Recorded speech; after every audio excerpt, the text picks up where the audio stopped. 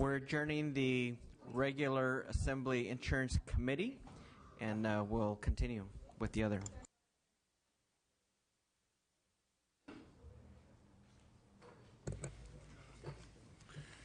Well, let's get started. We have a big agenda. We're running a little bit late. I want to thank everybody for being here this morning. Welcome to today's joint Assembly and Senate hearing on Proposition 17. As you know, Proposition 17 will appear on California's June 8th statewide ballot. I'm State Senator Ron Calderon, Chair of the Senate Committee on Banking, Finance, and Insurance, and I am joined today by Assemblymember Jose Solorio, who chairs the Assembly Assurance, and of course our colleagues who serve with us on these panels and do not have conflicting responsibilities this morning. Thank you all for being here. The California law requires that legislature convene a hearing on each ballot proposition that will go before the voters. By law, hearings of this type are required to be held at least 30 days prior to the election. Today's official joint legislative hearing of the Assembly Insurance Committee and the Senate Banking and Finance and Insurance Committee meets that requirement. Today's official joint legislative hearing is on Prop 17. Prop 17 was qualified and placed on the ballot as an initiative statute.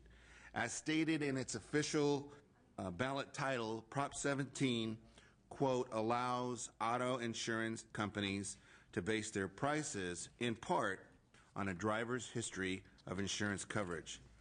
So today's hearing will allow all who view this hearing to enlarge their understanding of what this title means. And as we look to get today's session underway, I do want to thank all the parties who have agreed to appear and participate today.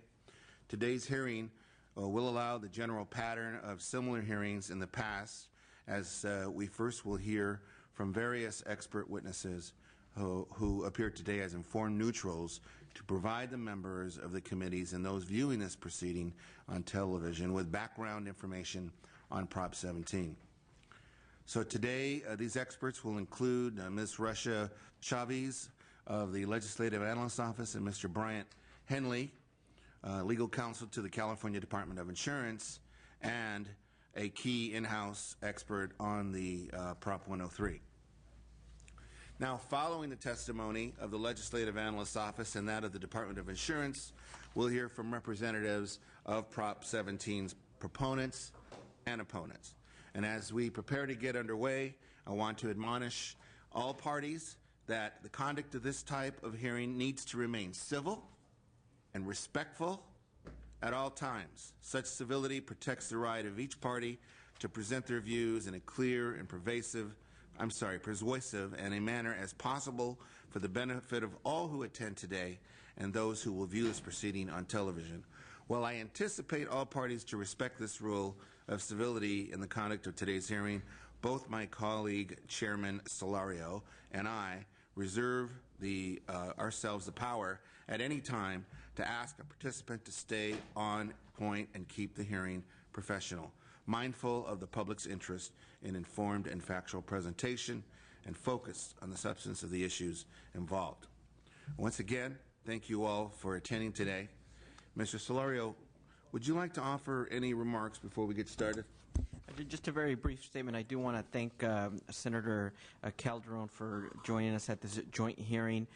Back in 1988, automobile insurance was a much hotter issue than it is today, because back then rates were skyrocketing tremendously. But I think this hearing will give an opportunity for the public and voters to learn about automobile insurance rating factors, and that will help inform their decision in June. This hearing is being televised, as well as there were other media outlets interested in filming this, which we kindly opened in the spirit of transparency. And with that, I hand the show back to Senator Calderon. Thank you. Any other opening remarks by any committee members? Seeing and hearing none. Okay then, thank you, Mr. Solorio. Let's get started. I invite the witnesses table as our first witnesses, Ms. Russia Chavez of the Legislative Analyst's Office. Please come forward, and Mr. Bryant Henley of the California Department of Insurance.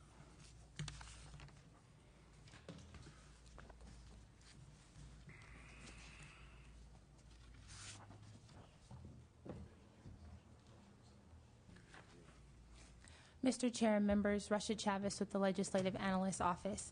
We're here to present to you a brief overview of Proposition 17. The initiative would allow insurance companies to offer a new so-called continuous coverage discount to customers. This means that customers who choose to switch insurance companies would be eligible for a discount based on the length of time that they've had bodily liability insurance coverage. Customers would be eligible for the discount as long as they had not had a lapse in coverage for more than 90 days within the past 5 years. Customers would not be eligible had they experienced a lapse in coverage due to a failure to pay insurance premiums. Under current law, the insurance commissioner is required to review and approve rates before they can take effect. Also, under current law, automobile insurance rates are predominantly set by three main factors. One, the driver's safety record. Two, the number of miles driven. And three, the years they've been driving. The insurance commissioner may adopt additional rating factors to rate premiums and rates and premiums for insurance customers. One such optional factor is called a persistency. In other words, this means that this rating factor allows insurance companies to offer a discount to customers for being a long-term customers of theirs. In the industry, this is known as what is called a loyalty discount. This measure allows insurance companies to offer the continuous coverage discount to new customers based on their length of time of coverage. Enactment of this measure could result in insurance companies charging more to some customers to make up for the discount that they offered to others. Although this may change the amount of premiums that individuals pay, we do not believe that it will change the overall aggregate amount the insurance companies collect for insurance premiums. Insurance companies in the state of California pay what is called an insurance premiums tax. This tax is based on the overall amount of premiums that they receive in the state within that given year. Because we do not believe that there will be any change in the aggregate amount of premium revenues that the insurance companies will receive, we therefore believe that the impact on state and local government would not be significant. We're happy to take your questions if you have any. Well, what was the basis? Because a central issue is that allowing the discount, if you will, to follow the insured, that will increase the rates for others, who are not consistently insured. And so, what was the basis for your decision that it will not raise rates? We said it could possibly raise the rates, but it depends on a certain amount of factors. It depends on the insurance companies and the market who participate into this program. And essentially, what we're looking at is the net fiscal impact on state and local government. So the overall impact, what we believe that will have on state's premiums tax and what the state collects for the state's premium tax would not be significant. And how many insurance, if you would, Mr. Chairman, how many carriers now, or that you're aware of, offer this discount? I'm unaware of that. All right.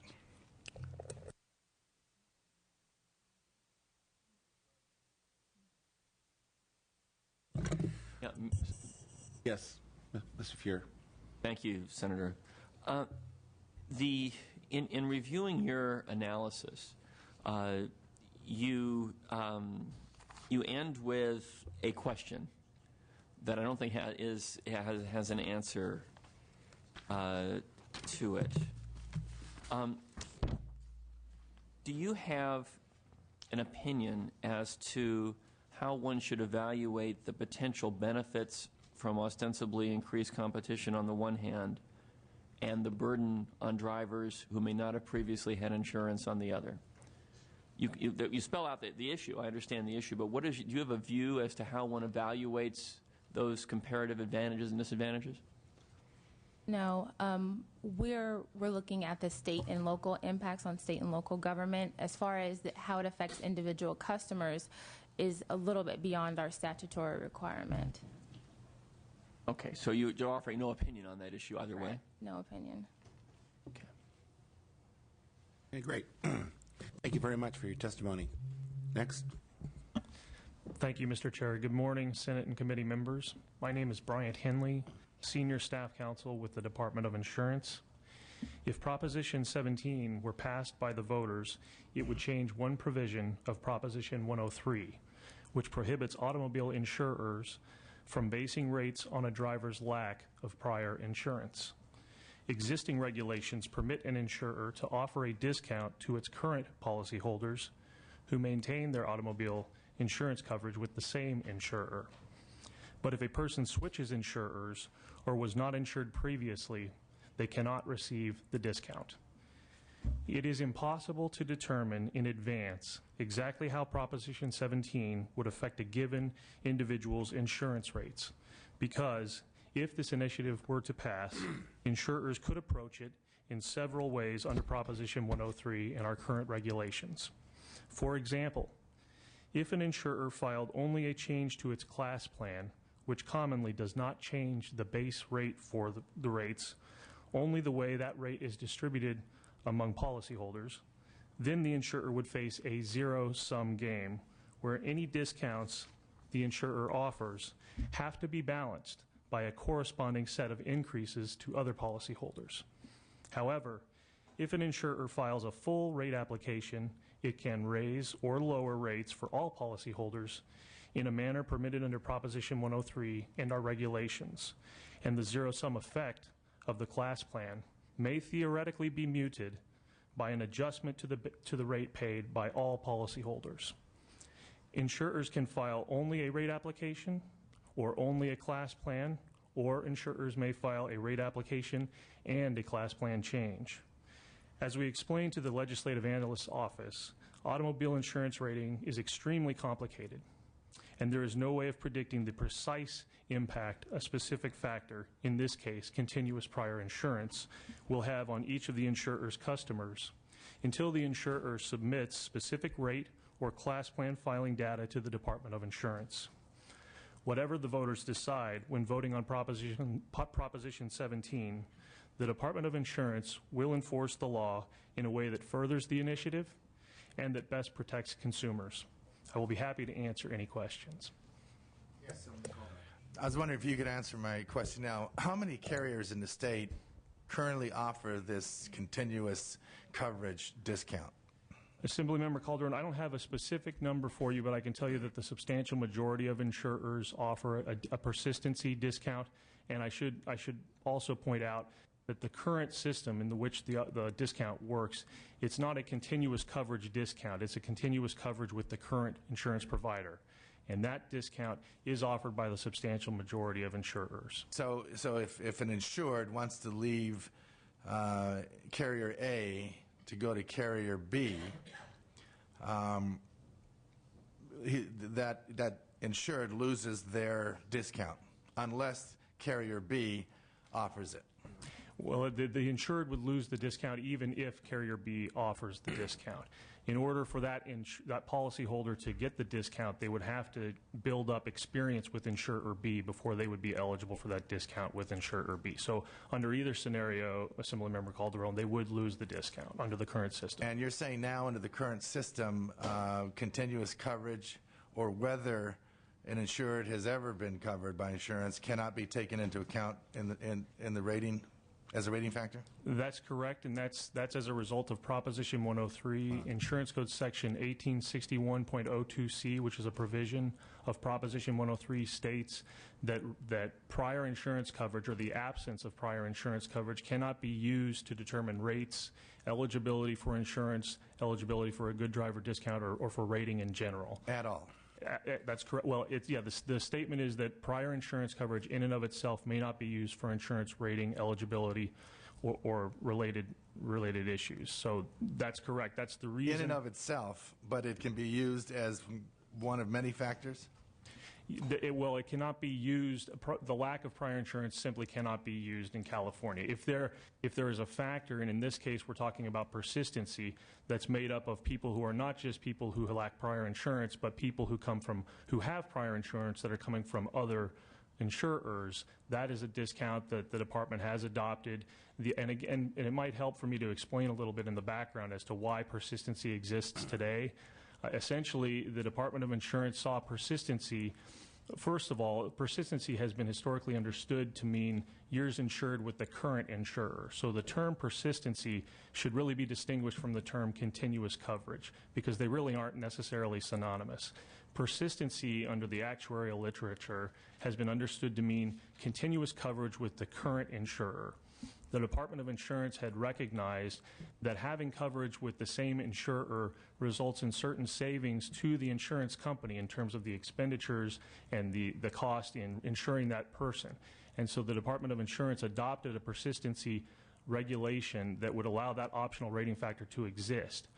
Insurers over time began to define persistency differently, and what I mean by that is they began to define persistency to mean coverage with the current insurer or continuous coverage with any insurer. And it's at that point that the department observed that the rating factor was now no longer about how long you were insured with the same insurer. It was about whether you had prior insurance or not. In other words, it was directly in contradiction to Insurance Code Section 186102C. Well, if I may, Mr. Chairman, if I'm with insurance carrier A, and I've been with them for a long time, the department's position is that that persistency can be used as an optional rating factor. That's correct. But if I leave this insurance company and I go insurance company A and I go with insurance company B, it doesn't matter at all in terms of my risk that I was a valued insured over here and I got a discount. I'm the same person. I'm now over B, and I don't get the same benefit. Yeah. That's your position? Well, I think I would qualify that. I don't think the department's position is that that doesn't mean that there's any risk relationship between continuous coverage and switching from insurer A to insurer B. But isn't that the basis of permissive use as a rating factor, persistency, because an insured that stays with the company for a long time is a better risk?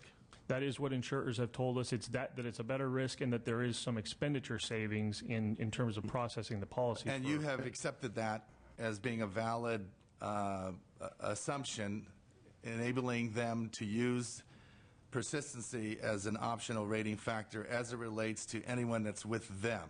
Yes. Insured with them. But when that person moves over to insurance company B, what changes? Well, what changes is now the inquiry that any insurer must ask is, do you have prior insurance? So now we're no longer talking about just being eligible because you've been continuously insured with the same insurer. Now the only question that you can ask in order to ascertain whether that person should get that persistency discount, if we were to have a so-called continuous coverage rating factor, would be to ask the question, how long have you been continuously insured? To state it in a corollary way or in the converse, have you been uninsured? Well, wait a minute. You made the distinction between persistency and consistency. Continuous. And saying they're not necessarily the same thing, but now you're saying when the insured moves to company B, it is the same thing. When the insurer moves to company B, the question is no longer whether they've been continuously covered by the same insured. And maybe to state it a different way. With every rating factor, there are going to be people who get a discount and people who get a surcharge. So under our current persistency rule, the people who get the discount are made up of one group of people. That one group of people are people that have been continuously insured with that insurer. In the other group, the group that pays the surcharge, that's made up of people with no prior insurance coverage. It's also made up of people who have switched insurance carriers or people who haven't generated enough insurance experience on their own, such as people who are teenage drivers who are now on their own policy, et cetera. All of these groups are the group that make up the payment of the surcharge so that the others may get the discount. That's under the current system. To go to the system of a continuous coverage discount, that will change. Now we will be talking about there will be a pool of people who get a discount. Those will be made up of people who are continuously insured with the same insurer. It will also be made up of people who have continuous insurance with multiple insurers. And all that is left in the other pool now are uninsured drivers, people with no prior insurance. Mr. Calderon, we have more questions, and we do need to move us along. Just one last question, Mr. Chairman. I'm sorry, but I've got to understand the difference here. And this is the expert that can help us understand. And I realize I'm taking a lot of time. One last question. So it doesn't 103 require premiums to reflect driving records or in effect, risks presented? Yes, rating factors must be substantially related to the risk of loss. Can I interrupt here? Mr. Henley, every insurer submits a rate plan to the DOI, correct? That is correct. So in Mr. Calderon's scenario, you go from insurer A and you switch over to insurer B. Insurer B has to resort to the rate plan, and of course, within that rate plan, the insurer is able to use past driving history and so forth to determine their policy. So I hope that clears it up, that when you move over from insurer A and you've been with them a long time and you move over to insurer B, they resort to the rate plan and your record. And that's all they're able to use. Without reference to the risk presented by this insured, and that's what I'm getting at. Correct. Okay. Correct. Mr. Fuhr, you had a question, and then we're going to go to Senator Cogdell. Yeah, actually, I hate to interrupt the family repartee here, but just for a moment. It's another day. Yeah. So I want to pursue a similar line of questioning. Prop 103 bars consideration of prior insured status, correct? Yes, that's correct. And in fact, a previous insurance commissioner, in response to previous legislation that would have memorialized a similar approach to this proposition, so ruled and said therefore there was a conflict between a statute that would have enacted this approach and Prop 103, correct? Yes, that's correct. Which necessitates this being sought by ballot as opposed to through legislation, correct? Also correct. All right. So I want to talk about the reasons why one would have put into Prop 103 a prohibition on considering prior insured status as it relates to this measure, and ask us a couple questions. Is it fair to say that consideration of prior insurance status was deemed an inappropriate factor in Prop 103 because there may be many reasons why an insured may not have had prior insurance for a period of time, many of which are not related to risk? I would agree with that statement, yes. Okay. So if that's the case, if that was the underlying rationale of Prop 103, why would we want to allow an approach that was deemed not to relate to risk to suddenly be a rating factor? Are there good reasons to do that, and if so, what are they? Well, and Assembly Member Fuhr, I must, of course, stress that the Department of Insurance and my representing the Insurance Commissioner, we have not taken a position on Proposition 17. I'm not asking for Mr. Poizner's position, or for that matter, for your position. I'm asking for an analysis. Very good. And I suppose the argument in support of Proposition 17 would be... On this point, on the risk point.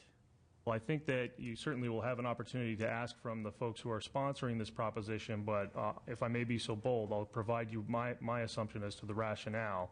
And the rationale would be that there are data that reflect that the amount of time that you are continuously insured, whether it's with the same insurer or with multiple insurers, has a correlation to the risk of your likelihood of being in an accident. Given your expertise in the insurance department, is it your view that that is always the case, or that there may be good reasons for not having been previously insured that are unrelated to risk?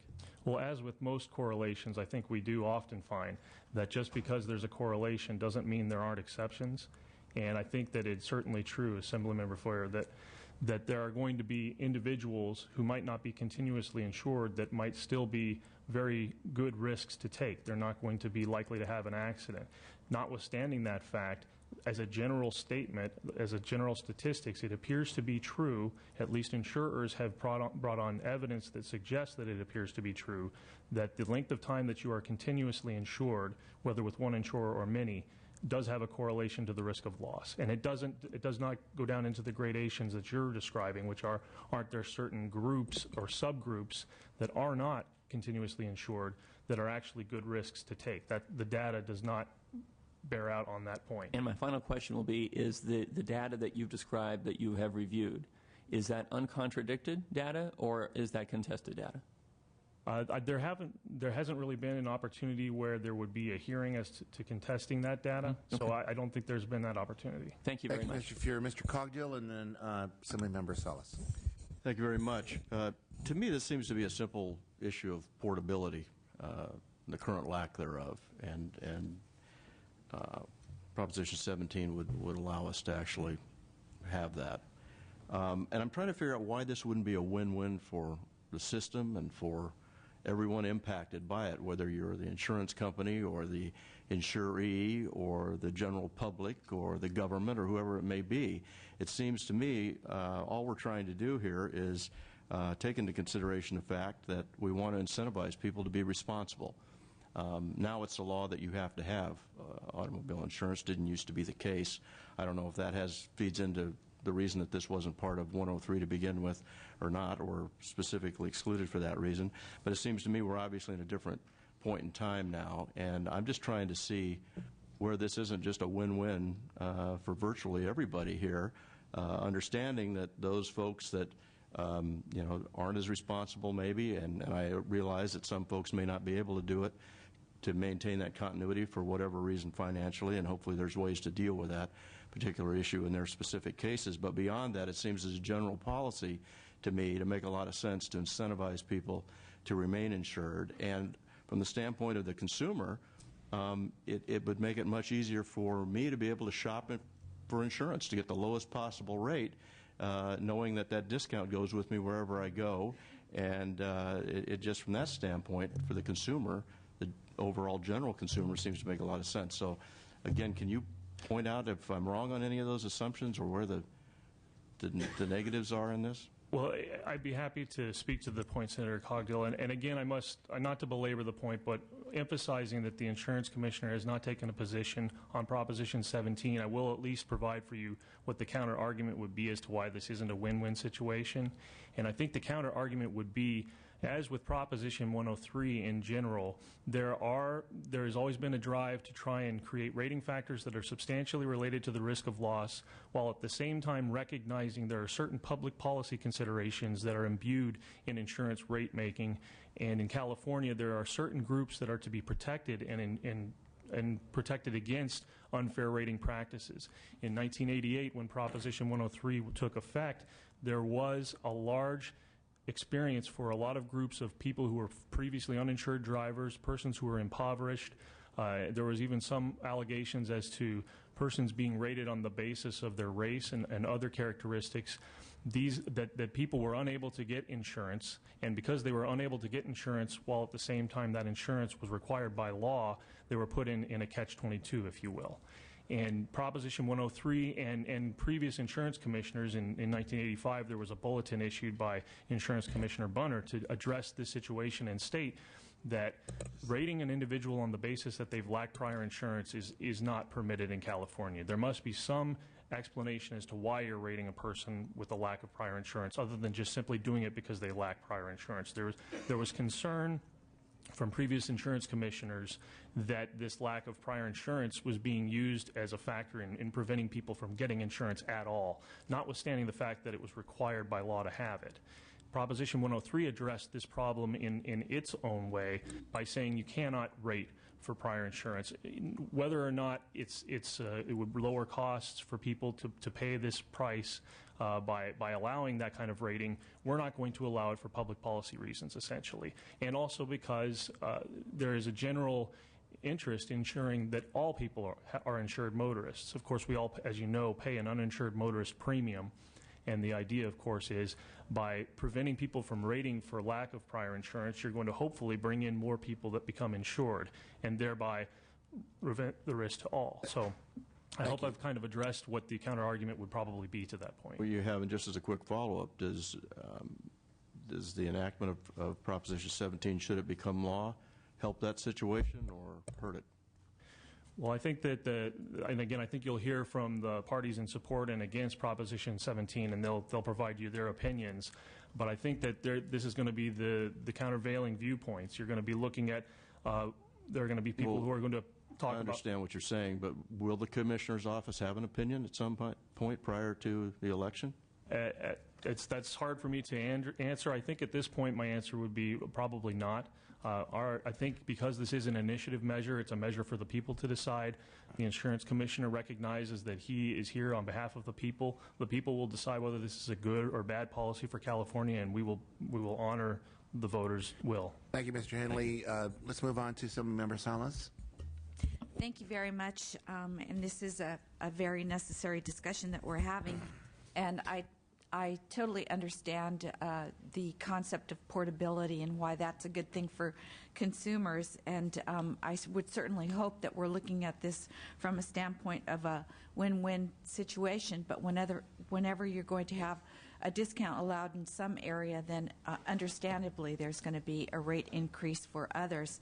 And when I was doing the reading on this, I really was struck by the 1985 Department of Insurance bulletin, where it said there's many reasons why an applicant may not have had prior insurance, many of which have no bearing on the applicant's future loss potential.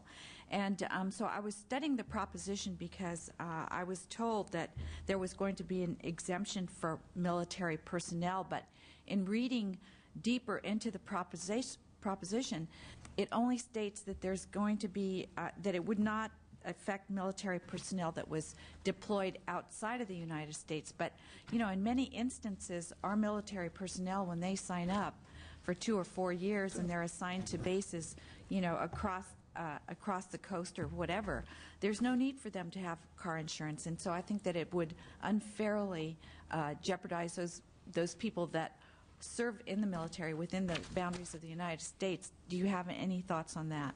I suppose my only thoughts, Assemblymember Salas, would be that I concur in your reading of Proposition 17. It would allow an exception for persons in the military that are stationed overseas. It does not appear to create that exception for military personnel that are stationed in various parts of the United States. I read it the same way as you, but of course I don't have an opinion one way or the other as to whether that's an appropriate course of action. And generally, our military personnel, our enlisted people, are woefully underpaid, and they have many, many struggles. So in having them pay a higher rate when they get out of the military and trying to transition back into civilian life, I'm going to listen to the testimony of those that are for this and how they would answer that question. Another thing is that in today's economy, there are very, very real stories of what happens to people, and that's that people are laid off from a well-paying job and they take any job that they can get. And many times we are seeing that when people are reemployed, they're actually reemployed at jobs that pay them a lot less, and there's decisions that have to be made within a family. And within my own district, I've had several people tell me that they've made the decision that when they're unemployed, that now what they're going to do when they're accepting the lower paying job is that forego driving the car, not have it, you know, they still have the car, but it's uninsured. They're not going, you know, they're not going to be driving it, and now they're taking mass transit to work. So when they get back to a situation where they can do this again and it fits within their budget, there again, do you have any opinion on how it would affect those families? I think that's a very important point to raise, Assemblymember Salas. I think that how it's going to impact families is a difficult question to answer, as I've indicated in my opening remarks. Every insurance company is going to have an opportunity to file its rate and class plan.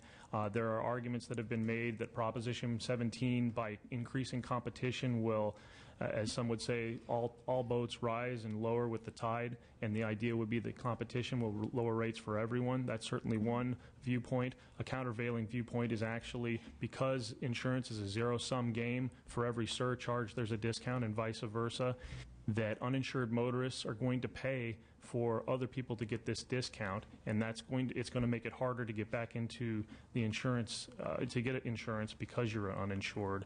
I would also add that there is evidence that, at least there are studies that suggest that with the economic downturn, there is a correlation between the increase in unemployment and the increase in uninsured motorists. So I think there are certainly studies that would go to your point. And what I'm going to do is listen to the testimony of those proponents and really, reserve questions that I have relative to the details of the proposition at that time. But I just wanted to get your understanding that, right now in these economic times when people are having they have to make decisions on where they're going to be spending their money. And it's driving a lot of people to public transit and other means of meeting their transportation needs that would allow them to discontinue coverage for a temporary time until they can get back on their feet. And they should not be jeopardized or discriminated against in the future because, as you said, it's a zero-sum game. So ones that get the discounts, there's somebody that's going to pay for it. Ms. Thomas, I think that's a good segue into our next the next part of our hearing. Thank you all for your testimony. Appreciate you coming. We're going to bring up now the proponents of Prop 17. Robert Houlihan, who's the Vice President of Mercury Insurance Company, Michael Dorelli, American Agents Alliance, and Willie Galvin, State Commander, American GI Forum of California. We also have Mark Burgett with the Chamber of Commerce.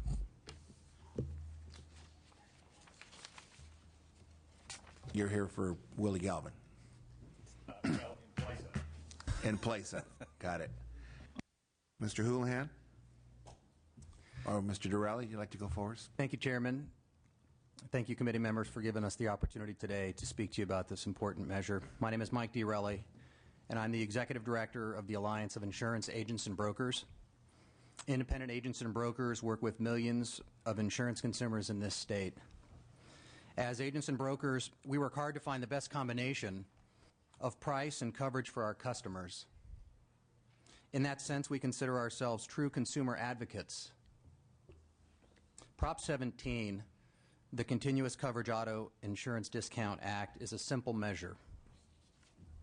It allows drivers who qualify for the continuous coverage discount to take the discount with them if they want to switch their current insurance carrier to a new one. Today, this practice is prohibited. Under current law, drivers who maintain continuous auto insurance coverage as required by California law qualify for this discount, but they can only get it from their current insurer. This flaw in the law punishes the more than 80% of drivers in California who are responsible and maintain auto insurance coverage. Because they lose the discount if they switch, insured responsible drivers are paying a surcharge of up to hundreds of dollars per year if they change insurers. Consumers should not be punished for shopping for lower rates. Prop 17 fixes this flaw and makes the continuous coverage discount portable by allowing insurance companies to offer this discount to new customers as well as existing ones. This will create more competition in the market. Insurers that want to attract new customers and keep the existing customers will offer lower rates, more policy features, and better service. That is a clear win for California consumers. Prop 17 benefits drivers in other ways. It includes grace periods and additional consumer protections that don't exist under current law. First, I want to stress that under current law, if drivers cancel their insurance for even one single day, they lose their continuous coverage discount. It's gone. Instead, Prop 17 includes a provision that protects drivers who cancel their insurance for up to 90 days. They will not lose their continuous coverage discount. If the cancellation is longer than 90 days, Prop 17 adds another protection for these drivers by allowing insurers to grant the continuous coverage discount at their discretion. These provisions protect all California drivers, including out-of-work families, seniors, students, and others. Prop 17 also includes another provision to protect the discount for military serving overseas.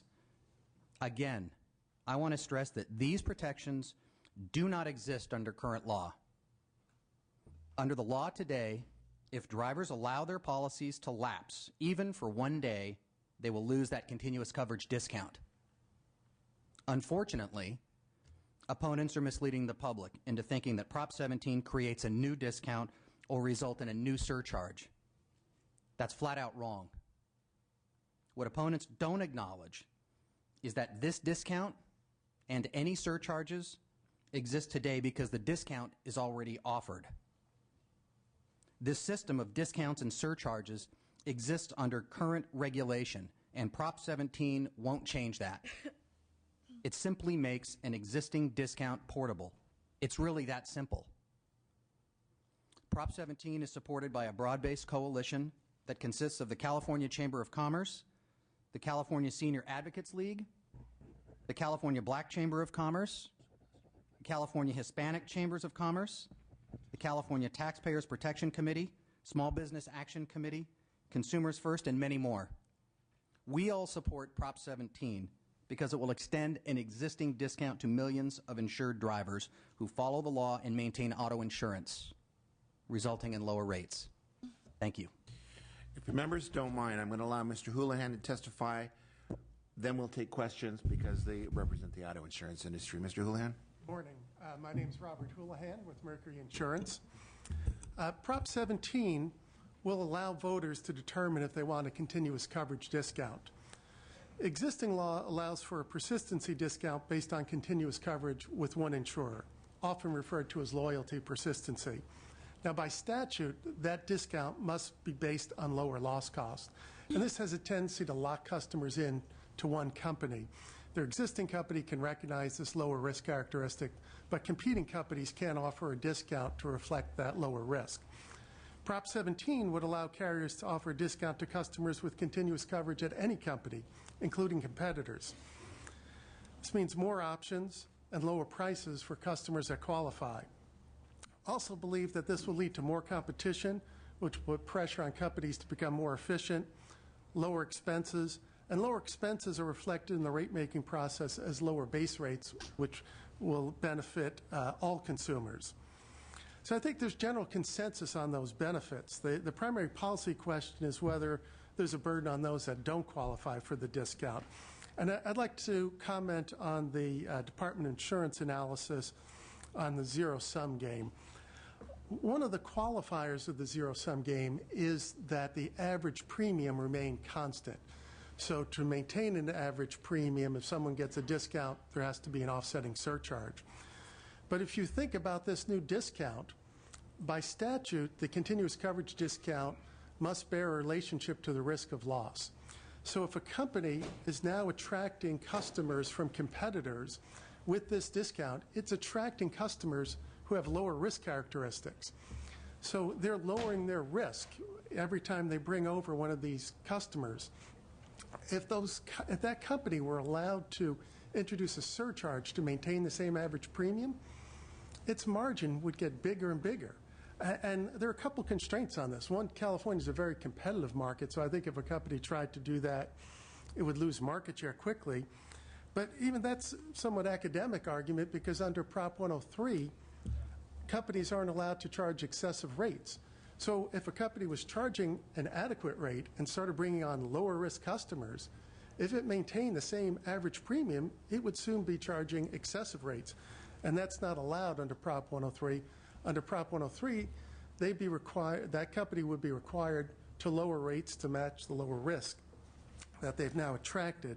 And if you consider the analysis by the Department of Insurance, it indicates that if average premium is lowered, it's possible that the consumers that get the discount, as well as consumers that don't qualify for the discount, could benefit from Prop 17. And that lowering of average premium would be required under Prop 103. So essentially what happens is that a discount is offered for a lower risk, and that's the offset for the discount, the fact that that customer has a lower risk. The offset need not be that someone pay more. And I think I'd like to segue from sort of that theoretical discussion more to empirical evidence. You also heard from the Department of Insurance that up to 2002, a number of carriers offered continuous coverage discount. It was then commonly referred to as portable persistency. And from the mid-90s through 2002, 11 of the top 20 carriers offered portable persistency. About half of the top 50 carriers offered portable persistency. That group accounts for over 90% of the market. And if you look at uninsured motorist rates during that time period, it actually decreased from 30% down to 14%. Now, obviously, this is an experiment conducted in a lab. There are other factors that are influencing that result. But it's very hard to believe that there's this tremendous burden placed on uninsureds who try to re-enter the market, when in fact this discount was in existence and the uninsured motorist rate actually declined precipitously year after year while this was common in the marketplace. Thank you. That concludes my remarks. Is that it? Okay, great. We have some questions. Who was first? Mary? Yes. Okay, Assembly Member. Thank you very Salas. much. I'd like to get back to the issue of competition that you were talking about, because competition is a good thing. It keeps rates as low as possible in order and still maintaining a profit. So the question for me that is kind of puzzling is that I understand the concept of the persistency, and then you offer the discount to the person that's continuously covered by you. But the puzzling thing is that you turn on the TV, and you'll have these ads, and the insurance companies spend millions and millions of dollars of ads convincing the public that if you switch to insurance A to insurance B, we'll lower your premiums. So it kind of is like you've already got this competition driven that and you spend millions of dollars convincing people that your rates are lower than the other company. I mean, I don't get it. Well, the assertion's not that the current market isn't competitive or competition doesn't exist. It's a very competitive market. I think Prop 17 will raise the level of competition even further and drive down prices beyond the current competition. Well, there again, it's who picks up the burden for that lowered competition. That's what we're talking about. And I wanted to ask you something about the good parts of this that you said, that now if your insurance lapses for one day, then you don't get that continuous coverage. And I see now that you're allowing 90 days over five years, with the exception if you fail to pay the premium. And if you fail to pay the premium, then that 90-day exclusion does not, is it still in effect? Right. Okay, so if you fail to pay your premium, say for a week or two or a month, then you lose a continuous.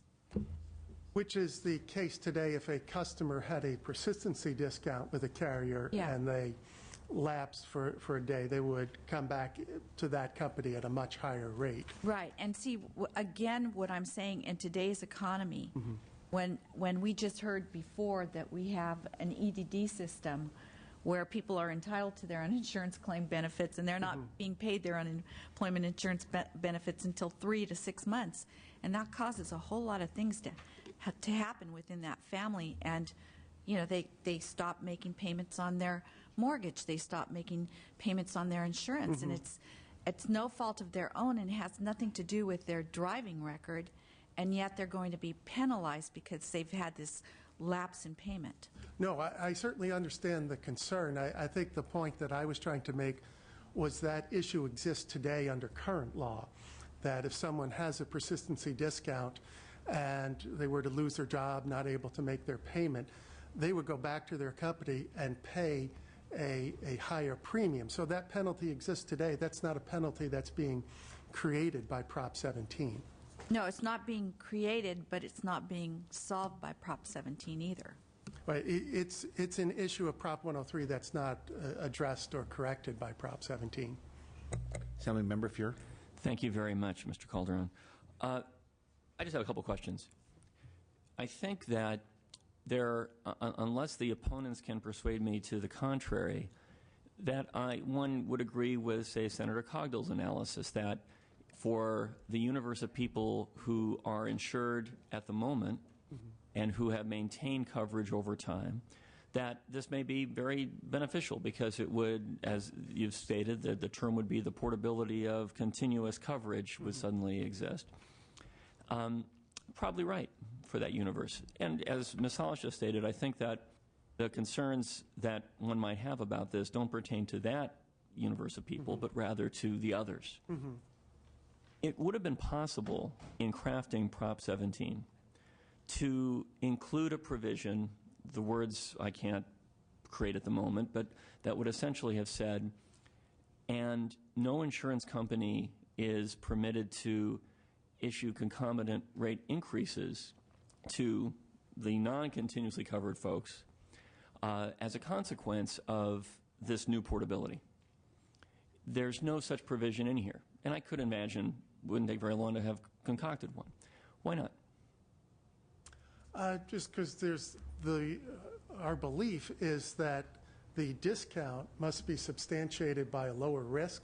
So bringing that customer over to a company, that the offset for the discount is the lower risk of that customer. So there's not this belief that there's an offsetting surcharge to other customers. So if there's not a belief of that offsetting surcharge, then there's not the need for that language. Yeah, fair enough. What troubles me is that if it were, in fact, surplusage from your standpoint, then there would have been no cost in including it because it wouldn't have adversely affected the proponents. And it might have had a meaningful impact on mitigating concerns regarding the other folks. So the absence of that concerns me because of the ease with which it could have been included. And I think as you stated, from your analysis, it wouldn't have hurt. But it's not there. The other question I have, I don't know who at the panel can answer this question, but it's this. This ostensibly is about enhancing competition. And presumably, not only would some consumers benefit from that, but also would pretty much any auto insurance carrier benefit from that.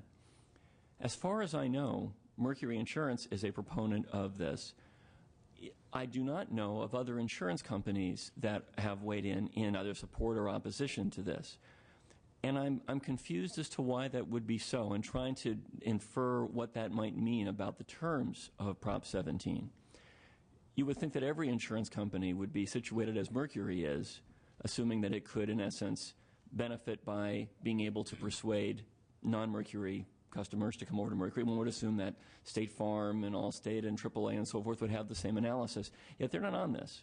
Do you know why? Well, there are two trade organizations, ACIC and the Personal Insurance Federation of California, that have come out in support of Prop 17, and they represent a number of the major carriers in the state. All of them. And you as well, though, so that coverage would have pertained to you. Do you have any views? Is there any information you can provide to the committee as to what might distinguish Mercury from other insurance carriers that would have led Mercury to be a conspicuous individual supporter of this and not others? Well, I can speak on behalf of Mercury, Sure. And I think the increased competition, we welcome the competition. We feel right now there are customers that are getting a discount from their present carrier, and we have a difficult time attracting those customers to our firm, even though we offer a good value proposition. So we believe we're very competitive, and we would like the opportunity to compete on a level playing field for those customers. Thank you, Senator. Sure. Assemblymember Torres, you had a question. My experience, I just want to talk to you about my experience, and so you can tell me how a customer such as me would be impacted by this proposition.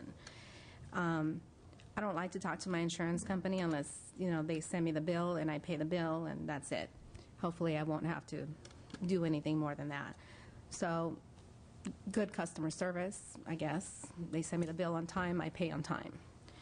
I've been insured with them for 20-some years. My son, who's in the Air Force or just left for the Air Force, just got a driver's license in May. So my insurance went up $700 and some change. I thought it was outrageous, and I said I want to shop, and I want to see who else can give me a better price. Talked to some of my friends, asked for input, even put it on Facebook, and I got a lot of recommendations. Go here, go there, they're a lot cheaper. I did all that, but no one would give me a quote. Not because I'm not a good driver, not because I don't have current insurance, not because I'm a liability to anybody, but simply because they couldn't compete. While all my friends said that I have the most expensive carrier, they've identified this company as being the highest in California. I can't leave that insurance company even if I want to, because no one else would give me a quote. That's not fair to me. I'm a member of AAA, and I said, as a member, I demand a quote. So they gave me a quote. The quote, what I pay now every 6 months is $2,600. What they quoted me was over $5,000. Because I would not qualify for that seniority that I have with this other company. So how would I see this as a benefit to people like me. California state law mandates that I have to have auto insurance. Bank of America forces me to pay insurance on my house. And guess what? I had a fire 5 years ago. I want to pay fire insurance. I want to be covered. So how would this negatively impact me? I see this for me as an out. I'm happy with my insurance company. They're good service. But if I went somewhere else and I could take with me that 20-some year benefit, I would be paying $250 every 6 months cheaper. So that's a $500 savings I would have a year if I could take my seniority somewhere else. And that's the essence of Prop 17. The current system, because only your existing carrier can offer you this discount, has a tendency to lock you into that carrier and inhibits the ability of other carriers to offer you a rate that reflects all of your risk characteristics. What I would suggest to, campaigns get really ugly and facts get distorted.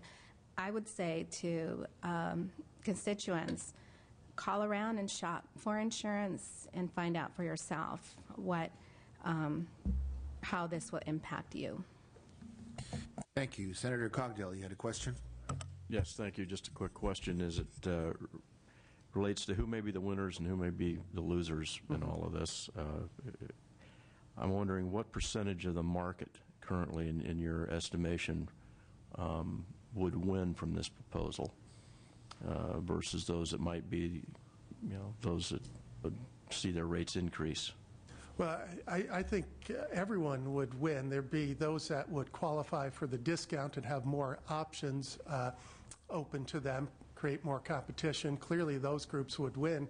And then I think of the groups that didn't necessarily qualify for the discount, the increased competition, the pressure on expenses, which would flow through the rate-making process, as a lower base rate would provide a benefit to all consumers. So I think there's the direct benefit of those that get the discount, and then there's the indirect benefit of competition. Yeah, and I understand. Let me ask it a different way. How many folks, what percentage of the market is currently in the persistent category? Well, under the persistent category, at most carriers, 80 to 90% of customers qualify for persistency discount. With continuous coverage, arguably it could be higher because there'd be people who maybe have moved between companies who don't qualify in an individual company but would qualify under the continuous coverage discount. Either way, it's fair to say the overwhelming majority yes. of the insured would be in that category? Insureds would qualify for the discount. Thank you. Mr. Hagman? Thank you, Mr. Chairman. Just follow up on a couple questions. To me, it kind of seems like the portability is like what we had on cell phones not too long ago, where you're stuck with one carrier. If you were to switch, you would lose your phone number.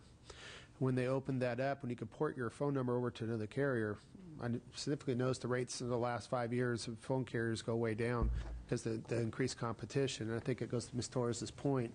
If you have a good record, it's going to benefit you a lot. It doesn't necessarily mean that there is a loser. It's just that there's a lot more potential winners out of this. But we had some questions about the military service. And from my understanding right now, if you have a lapse in your insurance or you go away for military duty, there's no discounts right now. There's no protections currently under current law. But Prop 17 allows 90 days or certain instances where you actually do have protections of your loyalty coverage, so to speak. Is that correct? That's correct. And under current law, someone who's serving in the military, if they're receiving a persistency discount, if they were to have a lapse of even 1 day for any reason, and they return to their existing carrier, they would lose that discount. If Prop 17 were to pass, those in the military that are deployed overseas would still continue to get the benefit of continuous coverage. So any lapse for an individual that was deployed overseas would not count against continuous coverage.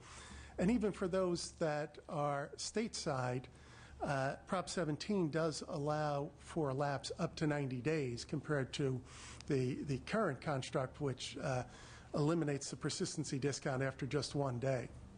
So from today's standard to Prop 17 standards, there's actually quite a bit more built-in protection for those who serve, or for anybody for that matter, because you have that 90-day coverage. That's correct. And if someone is, let's take a long-term plan. Let's take someone's been insured with a company for 10 years, and they do drop their unemployment. I mean, they go unemployed, so they can't drive. They take public transportation for a couple months, and they finally get their job back. They get their insurance going back. What kind of rate? If they come back to the same carrier, what kind of rates are we looking at compared to what they were today's law versus Prop 17 law? Is you going to see much difference in that? Well, if someone were to lapse in insurance because they lost their job or for whatever reason, they would come back in at a higher rate. Prop 17 does allow for a lapse up to 90 days. It does allow carriers to consider longer lapses as well. So they might consider other reasons why someone was uninsured and allow for that lapse as well. But in terms of the level of the discount, it's really addressing the same risk characteristic, and that is the lower risk of those that maintain continuous insurance. So I would think the level of the discount would be similar in both cases. But again, in a current law, if you lapse for a day or so, you lose whatever discounts you may have with your carrier. That's correct. But under Prop 17, you have a time period at least to reinstate without losing those discounts. That's correct. And arguably more competition, you could go do another carrier as well with that within those 90 days as well and try to make better off. Correct. Okay, we're going to. The Prop 17 law seems, Mr. Chair, to be a little more, a lot more easier on those type of individuals who have lost their job than current law is now. It may not be perfect, but it's a step in the right direction. It is a step in the right direction. Thank you. We're going to move on to the rest of our panelists in this section. Can I please ask that you don't be redundant over what's already been said, and try and just be brief and to the point. Mr. Brigott, we'll start with you. Mr. Chairman, members, thank you very much. Mark Brigott on behalf of the California Chamber of Commerce. For the California Chamber of Commerce, this is kind of a threshold issue for us. This leads to competition, it leads to choice, it leads to lower rates. an open marketplace. As currently construed, our auto insurance market has an awkward disincentive to shop and to change. It's really an inappropriate disincentive. Prop 17 actually encourages that you shop for rates. It encourages that you shop for service. I think, Ms. Torres, you mentioned exactly the situation that we're thinking of, is that you're locked into a carrier now, and even if you do shop, you're not going to find a better rate, not because the insurance carriers don't want to give that to you, but because they're prohibited by law from doing that. This promotes healthy competition in the marketplace. It allows businesses to compete with each other on a level playing field. Those of you who've seen me testify before, I mean, these are buzzwords I use every day. You know, healthy level playing field, healthy competition. Ultimately, it allows the voters to decide. I also think, and I know Mr. Hagman just stepped away, but that 90-day period, I want to make sure that you're aware that after 90 days, the insurance carrier has at their option, and they don't have that now, but they have at their option to reinstate you at that discounted rate. And what I would imagine would happen with today's competitive business environment is that you may have insurance carriers that step up and say, if you're serving in the military and you're uninsured for 120 days or 360 days, we're the carrier that you want to come to because we now have the ability under Prop 17 to give you a discount, whereas before we were prohibited. It just seems like most of the concerns I've heard about this initiative before were that it's not good enough. I just finished by saying, please don't let the good be the enemy of the perfect. We support Prop 17. Thank you, Ms. Burgott. Commander? Yes, sir. My name is Willie Galvan. I'm commander of American JFOM of California, the Veterans and Family Organization. Is it on? I served in the U.S. Army during the Korean War, and I'm here to tell you that the veterans support Proposition 17 because of the military personnel are better off under Prop 17 than they were under the existing law. And this has been said before, I'll repeat it real quickly. Proposition 17 includes a specific protection for military personnel serving overseas, ensuring that they do not lose their continuous coverage discount if they cancel coverage while serving overseas. Under current law, soldiers lose that continuous coverage discount if they cancel insurance. Secondly, military personnel moved from California to serve in other states, then back to California are better off with Proposition 17. Opponents' claim to the contrary is simply untrue. Under current law, if a person serving in the military leaves California and sells his or her car, then moves to California, they would lose a continuous coverage discount and pay more to restore their coverage. As you heard earlier, Proposition 17 contains a specific 90-day grace period, and I would like to add a lot longer to that. As my companion here said, they're served close to a year or more overseas. And this provision allows insurers to consider extending the coverage if coverage has lapsed for more than a year. Under current law, if you lapse in a coverage for even 1 day, you lose your continuous coverage discount. Clearly, members of the military are better off under Proposition 17 than under current law. And I'm going to add that if Proposition 17 doesn't pass, then we will still have thousands of more uninsured drivers on the street, veterans mostly. Thank you very much for considering this. Thank you, Commander. Any other questions? Okay, thank you so much. We're going to move on to our next section of the hearing. That'll be our opponents. We have about 20 to 25 minutes to try and cover 4 witnesses. First, Mr. Harvey Rosenthal, consumer watchdog, author of Proposition 103. Michael Maddock will be joining us, United Service Automobile Association. Mr. Samuel Kang, Green Line and Institute. And finally, Mark Savage, our Consumers Union.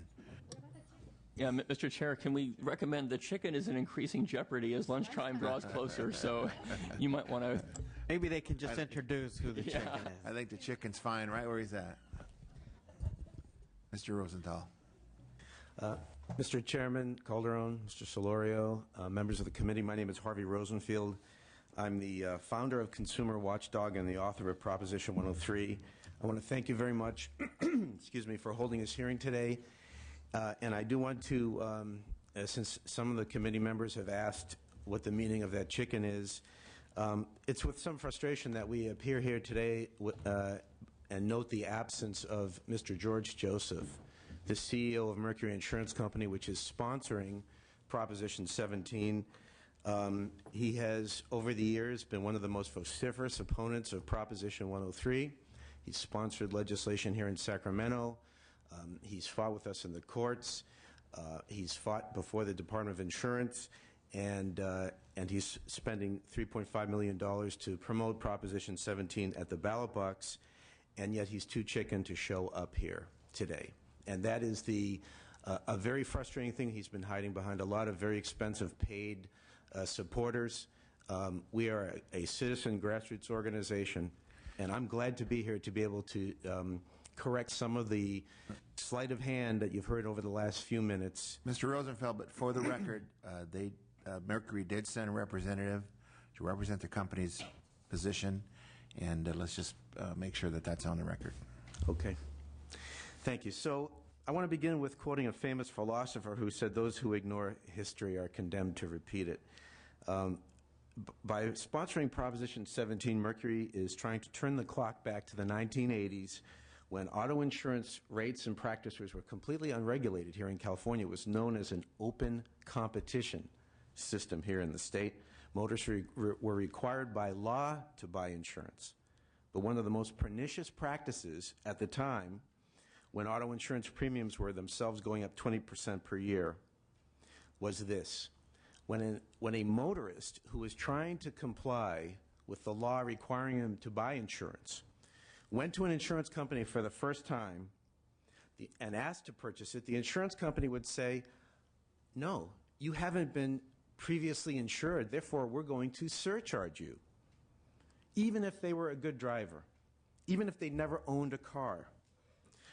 What happened? Well, as a result, motorists could not afford to buy the insurance with those surcharge prices, and the number of uninsured motorists on the road skyrocketed. So this catch-22 practice was so bad that the insurance commissioner, who was an appointee of George Deukmejian, issued this 1985 bulletin that was referenced earlier, which basically says that there are many reasons why an applicant may not have had prior insurance, many of which have no bearing on the applicant's future loss potential. That was in 1985. 1 year later, this practice was also highlighted by a report that this assembly commissioned. Institutional memory and term limits probably have put this too far in the distance for some of the members to recall. But in 1986, because of the auto insurance crisis in California, the State Assembly commissioned an extensive report by an independent actuary who examined it, issued a lengthy report, and highlighted the fact that the insurance companies were surcharging people or refusing to sell insurance to people because they didn't have prior insurance. And excerpts of that is in your packet. There's an excerpt of that report in your packet that has been handed out to you. And then 1 year later, the practice was also singled out by the California Supreme Court. In King v. Meese, if I could have the next slide, in 1987, just as Proposition 103 was being submitted to the Secretary of State, the California Supreme Court came out with this decision saying, yes, this is a particularly significant practice that insurance companies are imposing on consumers. It's the practice of penalizing people because they haven't had prior insurance is mentioned throughout this opinion, but the Supreme Court of California said, take your case to the legislative branch. And so when the voters passed Prop 103 in 1988 and created this new auto rating factor system that's based on people's driving records rather than zip code, they banned one practice. They singled out and banned one practice. Insurance companies were prohibited from considering whether a motorist had previously been insured when that person came to apply for insurance for the first time.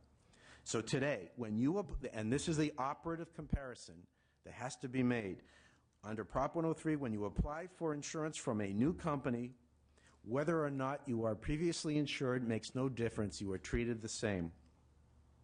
That's the law because 22 years ago, the California voters determined that this catch-22 surcharge was unfair, and it led to higher premiums for people, which meant more uninsured motorists. 103's purpose, the purpose of Prop 103, what we've been fighting for the last 22 years, is to make insurance premiums fair and more affordable so that more people will be able to buy auto insurance and comply with the law. Prop 17 would legalize the practice and the surcharges that have been illegal in California for the last 22 years. Now, I want to rebut something that was suggested by an earlier panel. At one point, one of the insurance industry representatives said that this practice was legal during part of the last 22 years. It has never been legal. Mercury Insurance Company was found to have violated this practice. It was sued in civil court. The insurance commissioner issued a regulation prohibiting insurance companies from engaging in the practice of renaming the loyalty discount and turning it into something that would allow them to violate Proposition 103. 17 will allow them to do what Proposition 103 does not allow them to do. Now, I want to talk specifically about what Prop 17 does. And this, one of the core misrepresentations you've heard from the insurance people is that this is going to just extend the current persistency discount. That is false. I'm now reading from Prop 17. It says, notwithstanding Section 1861.02C, that's the provision of Prop 103 that bans this practice, and in addition to discounts permitted or required by law or regulation, an insurer may offer applicants or insureds an additional discount. It's an additional new rating factor, not an existing rating factor. And it gets very confusing, and that's the aim here, is to come before you and have the insurance companies say, oh, this is just the persistency factor, but we're going to make it portable. It's our brand new rating factor. It's the one that Prop 103 made illegal. Okay, second impact of Prop 17. It's going to lead to surcharges. Now, a couple of weeks ago, Mercury sued me, and they sued the Attorney General to try to prevent us from stating in the ballot pamphlet that this will lead to surcharges. It will allow insurance companies to surcharge motorists who have not had previous insurance, and Mercury lost. We won. Now, let's talk for a moment about who is affected by Prop 17. Whose premiums are going to go up? First, a person who never drove before will be surcharged. A person who had a lapse in their auto insurance coverage of more than 90 days at any time during the previous 5 years for any reason. And although Mr. Cogdill is not here, what I would have said to him if he were here, I'll say it now.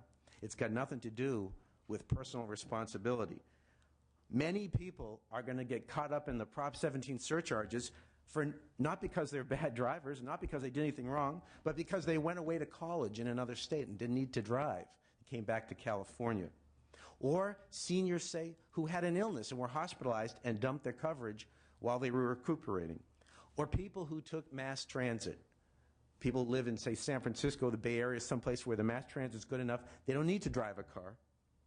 Or people who simply, in this horrible economy, could not afford to pay those auto insurance premiums after they lost their jobs. These are the people who are going to be impacted by the Prop 17 surcharge. Also, among them, people serving in the military stateside.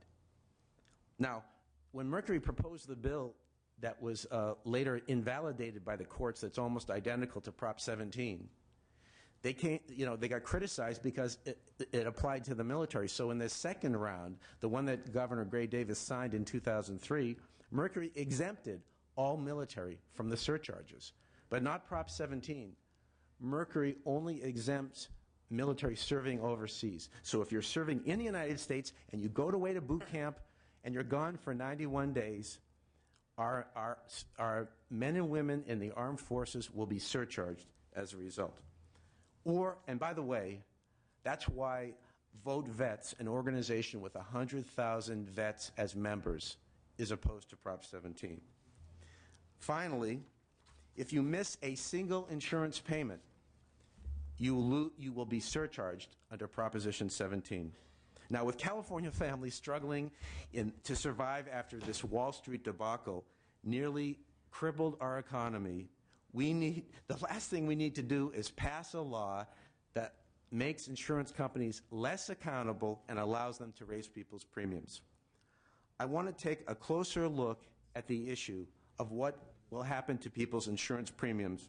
And to do that, all we have to do is look no further than the very findings in the text of Mercury's Proposition 17. If I could go to the next slide, please. This is the finding. Mercury writes, 17 will bring California into line with other states like Texas, New York, Oregon, Washington, and Florida. Well, we went to a few of those states. And here's what we found. We actually, can I have the next slide, please? Here's what we did. You'll see in the upper left-hand corner, we made up a fictitious Florida resident and went to Mercury's website to see what they do in Florida, which is what they want to bring to California. We've circled the question, do you currently have auto and liability insurance coverage? Answer yes, and then you move on. Here are your after filling out a bunch of other screens, here are the prices that you're quoted by Mercury if you live in Florida and you have auto insurance. Now let's go to the next one. Now you answer the same exact profile, you fill it out the same, only you answer no. You don't have prior insurance. Have the next screen. Look at the difference. $3,810 a year, quote, 227% more than if you said you did have insurance. That's how Mercury handles it in Florida. Now let's go to the next, let's go to Texas, for an example. Again, I fill out a Texas profile. Have you had liability insurance? Answer yes. Then let's go to what happens if you say no. Have you had auto liability insurance for the last 6 months? No. Then in Texas, they give you a list of questions. Let's say you circled, I was on active military duty. Now let's see what the impact is. Or I did not own a vehicle previously, something that's not an issue of personal responsibility. If you're currently insured in Texas, Mercury quotes you $747. If you have no coverage because you were on active duty, $991, couple of $100 more from a Mercury surcharge. And if you said you had no coverage because you didn't own a car, that's certainly not an issue of personal responsibility. You pay $1,303, over $500 more in surcharges. Thank you. Now, just a few more points. We do have some other speakers, so if we can. I understand that. Give them some time too. Thank you, Mr. Calderon. I'm going to wrap it up pretty quick here. I want to make point out a couple of things that were said that were not correct. The rating factor that Prop 17 would create to allow insurance companies to consider prior insurance with any company is not the same thing as what is called persistency. Persistency is a technical term of art, has to do with the number of companies number of years you've been with the same company. That's an approved discount under current law, under Proposition 103. For many years, Mercury has been confusing these two deliberately. It's been before the courts, it's been before the insurance commissioner, and each time Mercury has tried to suggest that this continuous coverage discount is the same thing as persistency, it's been rejected. And by the way, we at Consumer Watchdog monitor the insurance commissioner and the insurance industry pretty closely. We have never seen any evidence that being continuously covered with any insurance company is related to the risk of loss. The same thing, I'm saying the same thing that Commissioner Bunner said in 1985. Second point, and it's related, Mercury has come before you and it's on the air saying under Prop 17 a motorist can take their existing persistency discount with them, as if the new company is going to give somebody the same discount that they were getting from their old company. That is absolutely false. It's not the same discount. It's an, quote, additional discount.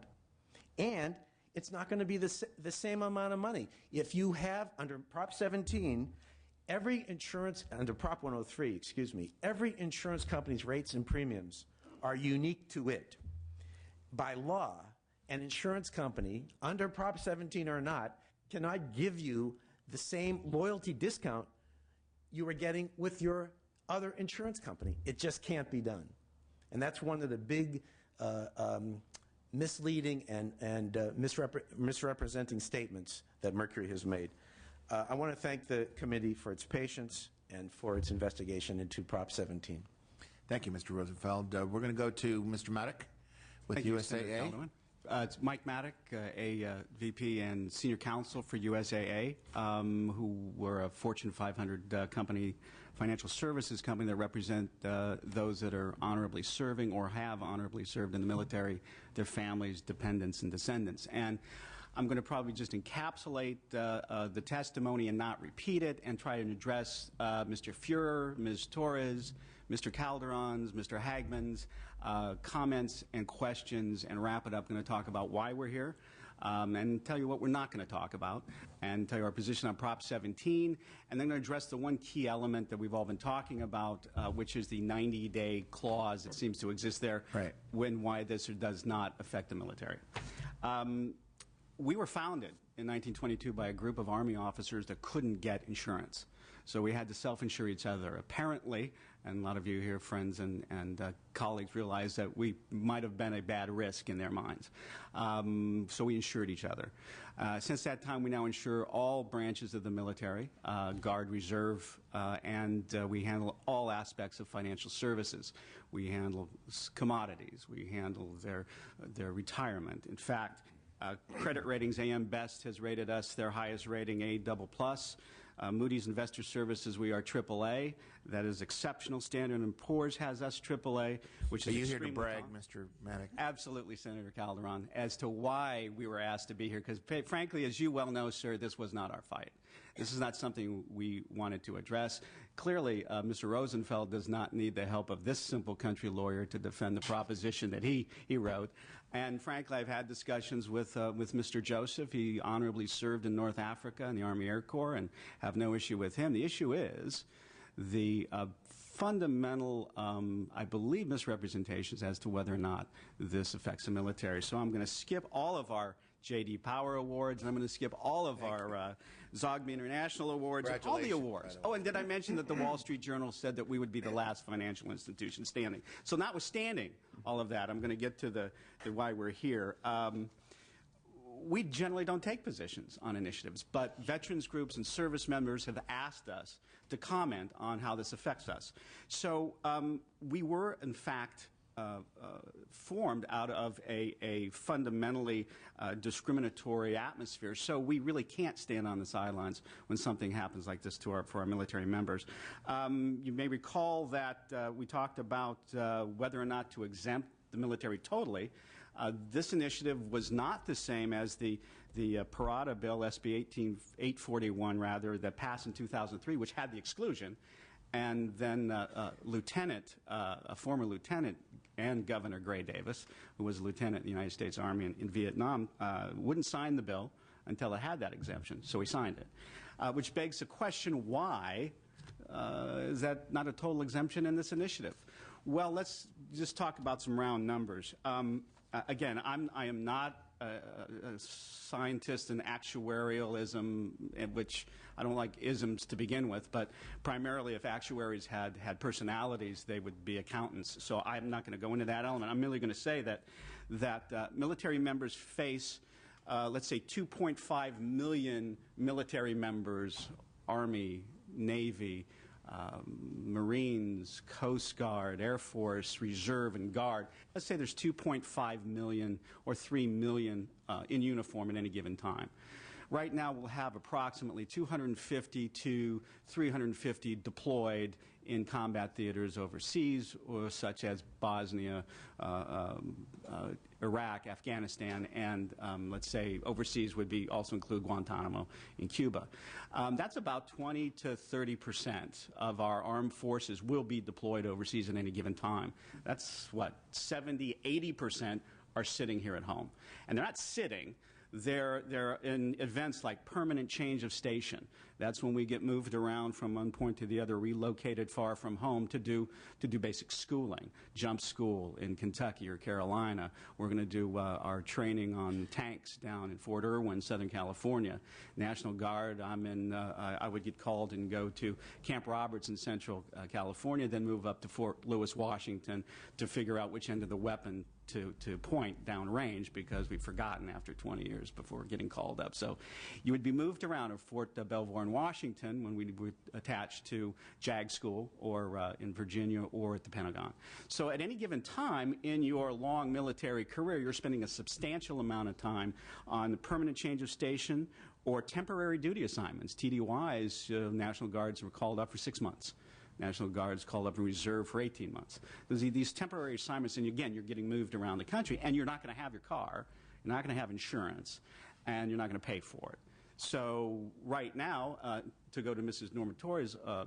Torres' argument, getting a quote, USAA doesn't have a problem giving a quote. I would recommend that her son, who is honorably serving in the Air Force, give us a call. That's also, you can go online, USAA.com, and get that done. I learned that from Jerry Brown, actually. He did that pretty well. Separation or retirement. If you're going to be separated from service, you retire. Again, you're not going to need your car. You're moving someplace to the other. And commissioning. When you commission from our officer candidate school, or you leave college, you get your commission from the ROTC or out of West Point or the Naval Academy or the Air Force Academy, you're going to have that change of station. And again, the military is a different breed of cat than civilian life, and different rules apply. So at any given time, I'm just listed a couple of those, for no fault of their own, the military personnel are not going to have their insurance. And I would argue strenuously that they are no less good citizens than anybody else that has kept their insurance. And I would also say that they have other things to worry about than whether or not they're getting a bait and switch to another company, or whether or not they're getting inflated insurance. So it's a very simple thing. For example, if 7 out of 10 people are going to get a $100 discount, then those other 3 people will pay that $100. That's how it works. It's that simple. And there is a difference between permanent persistency and the difference between, let's say, loyalty discount. And it's pretty simple, and I'm happy to explain it. Senator, I see you have a question, sir. Well, I'm still waiting to hear how Prop 17... that's exactly where I am right now. Going to... And I'm closing. Closing, okay. The 90-day grace period in Prop 17, let's just cut to the chase here. Yeah. That's the core of the opponent's argument. And again, I've noted that the vast majority of military personnel remain in the United States, and there are a whole lot of reasons why they would have no coverage in the United States for no reason other than that's the way the military works. So right now, if military personnel have a lapse in coverage for any period of time, whether foreign deployment or domestic posting, and are uninsured, they don't face any financial penalty when they return to the market. None. The 90-day rule in Prop 17 allows for a 90-day grace period looking forward and looking backwards, and that can be used as the rating factor, right? So domestic service who let their coverage lapse would pay a financial penalty upon re-entering the insurance market after 90 days. Clearly, that's worse than no penalty that exists right now. So we have a choice, and it's a clear choice: 90-day grace period versus no penalty today. Now, foreign service military are exempted on the Prop 17, but again, that begs the question, why didn't they just exclude anybody? And I'll leave that to the other people to discuss. Once you understand that loyalty discounts, and that's people being with one company for 10 to 15 years, are in fact different than using continuous insurance coverage as a rating factor, then it's pretty clear how the 90-day rule adversely affects the domestic service because it comes with a rating factor that discriminates against them. And that discriminating factor just doesn't exist today. So you have the proponents conflating the two issues, loyalty versus continuous coverage. And that's the disingenuous and kind of deceptive element of this, because they're saying that they argue that one has 90 days now to retain your discount, but one doesn't exist today. So how can that be? So let's be clear, and I'm going to wrap it up with this because it needs to be said yet again.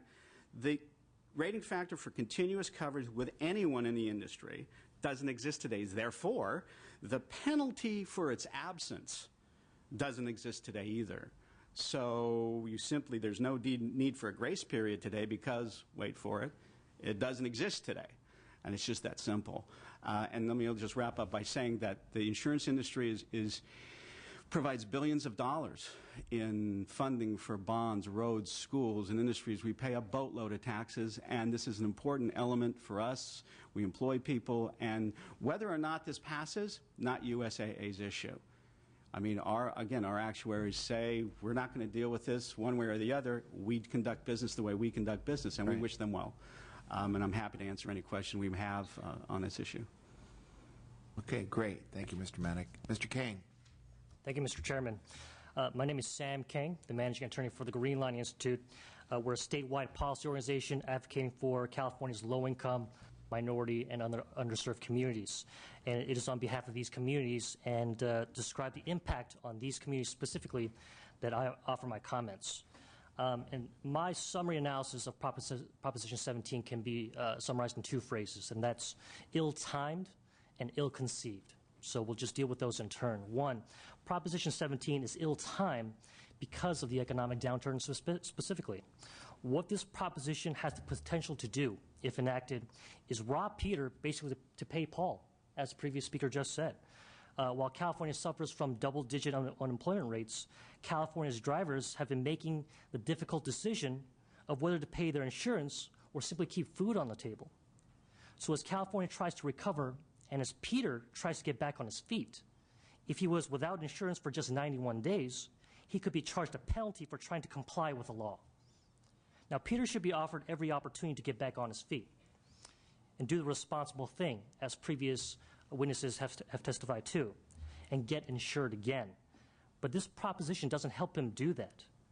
And I'm very disturbed, quite frankly, that in reading the literature and what was insinuated in today's testimony, and this goes to the heart of what Assemblywoman Torres was hearkening to earlier, is that they're insinuating that, that those who have lost their jobs and would rather keep food on a table is being less responsible than keeping insured on their car. That's just wrong. We shouldn't criminalize drivers for being down on their luck. Which brings me to my next point. This proposition is just simply ill-conceived, or at very best, incomplete. I've read in the proponents' literature that the state's low-cost auto insurance program would provide an adequate bridge for drivers who are down on their luck. That's simply not true. The low-cost auto insurance program has been an abject failure.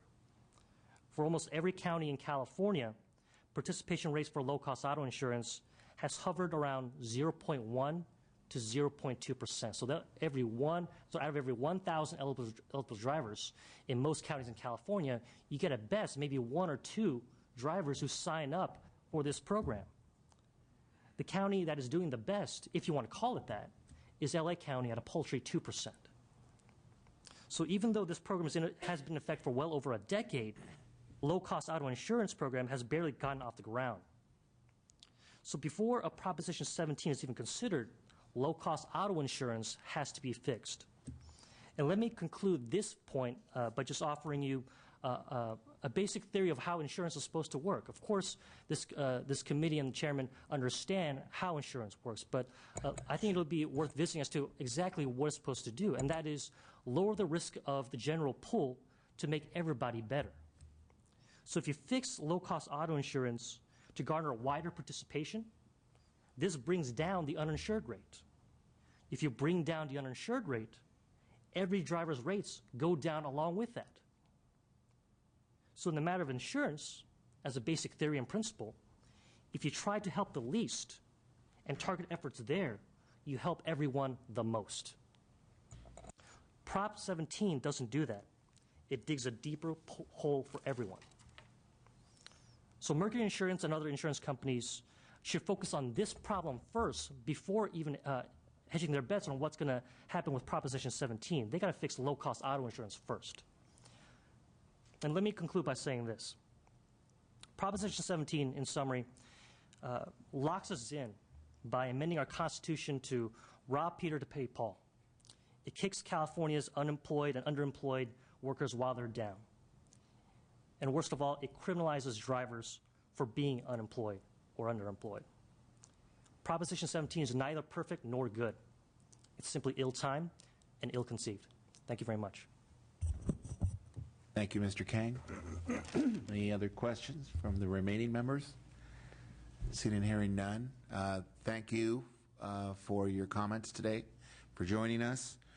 This brings us to the comments from the public. If there's anybody in the audience that would like to come forward and speak. Mr. Chairman, This is the time. Yes, Mr. Rosenthal. I neglected to introduce my colleague, Naomi Seligman. Oh, sure. Please forgive me.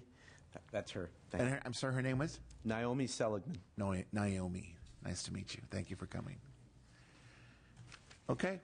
Well, that concludes our hearing for today. Thank you all for being here, and we shall stand adjourned.